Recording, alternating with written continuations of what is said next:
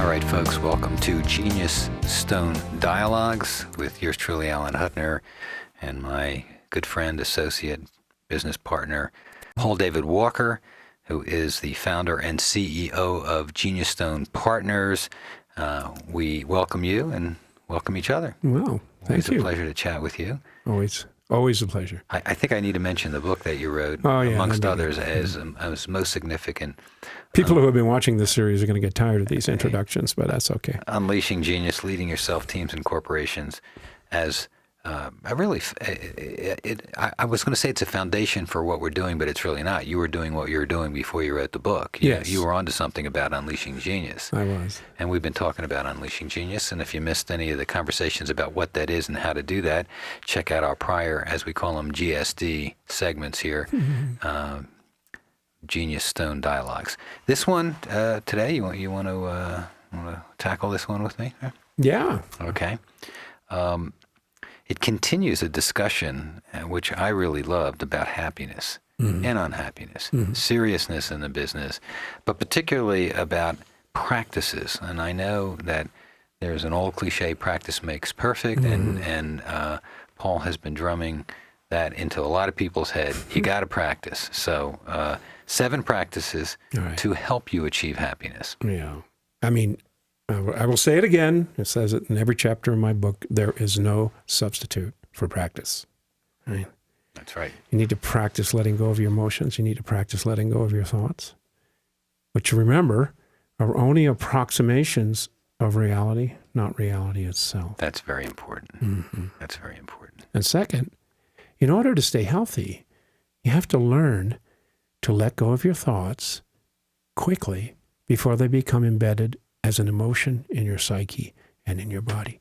You need to practice to let go of these thoughts and let the life force infuse your consciousness.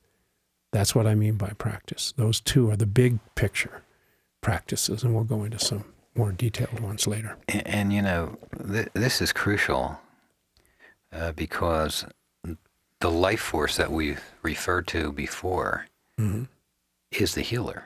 Yeah. I mean, you know, we think somebody heals us, you know, you go to the doctor's going to heal you.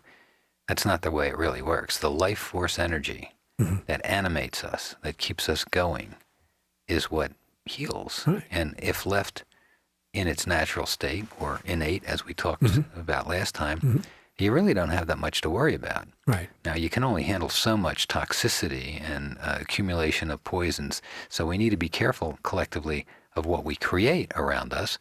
And probably the most toxic thing that we create is our thoughts. Our negative thoughts when they're circling, creating emotions. Yeah. Absolutely. So given that conversation, what about positive thoughts? We talk about negative thoughts. What about positive thinking?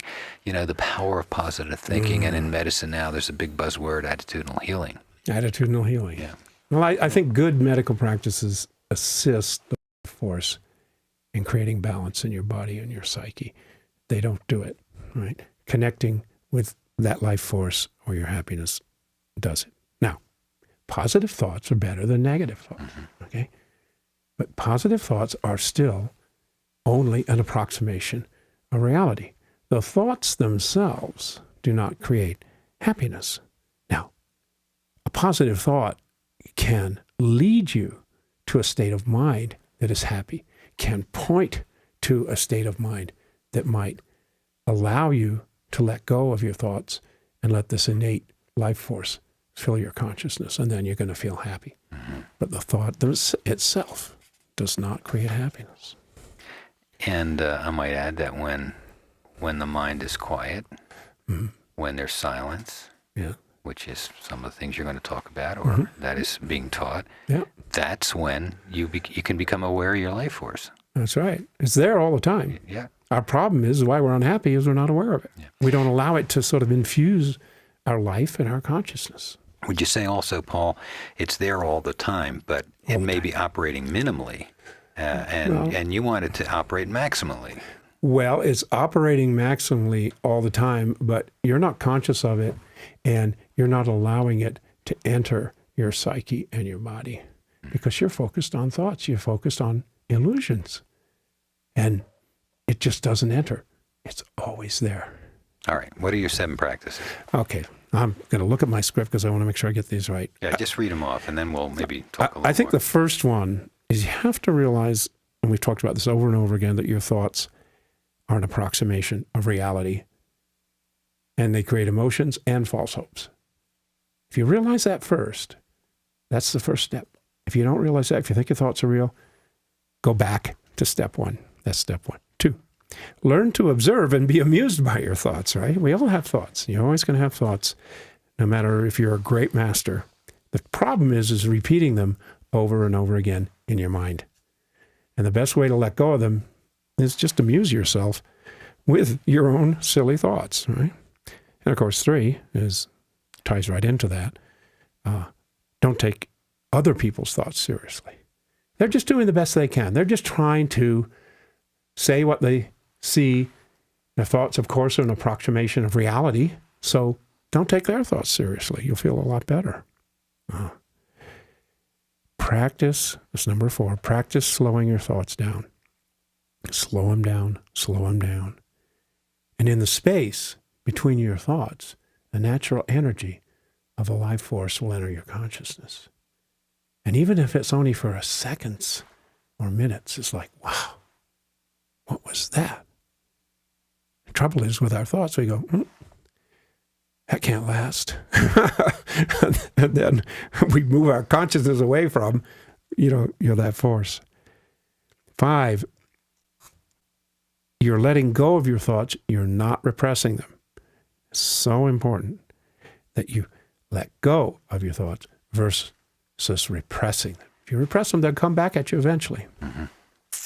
6, remember experiences in your life that were full of joy and happiness. Now, there's a positive thought, right? Write them down so that you can repeat them. Know the source of joy. Know your roadmap into your own happiness. The only way to know that is to recall and relive those times of joy. And I think a great practice is immersing yourself in nature. Trees don't gossip. Trees don't lie about you.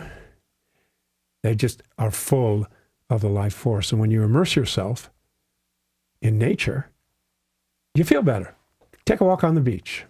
All right, so after going through these 7 steps, I would say that some form of meditation or silent practice is essential here for everybody, even though it used to be a very esoteric thing. More and more people are doing it these days, some form of it. It's very mainstream. And, for me personally, it took a while to master that ability to sit quietly. You don't stop your thoughts. They're going to rise out of the subconscious for the most part. I mean, maybe you can control them a little bit. I think the key here is that what you said earlier about they're ludicrous, some of them. Yeah. They're ridiculous. So in letting go of the thoughts, maybe what we're talking about here is observing them and not giving them any more power. Don't follow them. Don't give them more attention. Yes. Come back to the silence. Always come back to the silence. Yes, come back to the silence and just let go of thought. Let it just float off into the ether. Yeah. And then what I find is in the meditation, in the silent mode, you become aware of the life force, which we talked about. It's always there.